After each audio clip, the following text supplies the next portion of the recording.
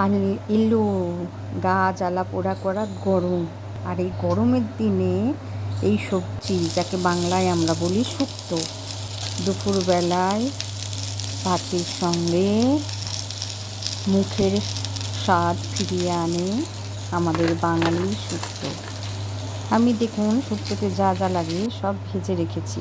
কড়াইয়ের মধ্যে সমস্ত দিয়ে জল দিয়ে একে একে নুন, 1 চিমটে মাত্র হলুদ, একটু চিনি আমি অ্যাড করে এটাকে আমি ফুটতে দিয়ে দেবো।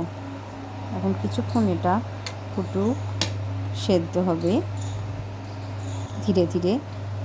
আমি এরপরে একটু ফোটার পর একটু আদা বাটা আমি অ্যাড করলাম, আবার কিছুক্ষণ ফুটতে দিলাম, তারপরে বড়ি অ্যাড করলাম। বেগুনগুলো আমি আগে দিয়েছিলাম না, কারণ বেগুনগুলো না তাড়াতাড়ি গলে যায়, তাই পরে আমি বেগুন আর বড়িটা অ্যাড করেছিলাম।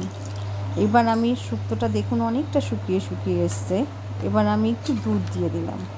আমি শুক্তোতে কিন্তু না সর্ষে বাটা না পোস্ত বাটা আমি কিচ্ছু ইউজ করি না, শুধু আমি আবার রাঁধুনি ফোড়নও দিই না, আমি দিই 5 ফোড়ন।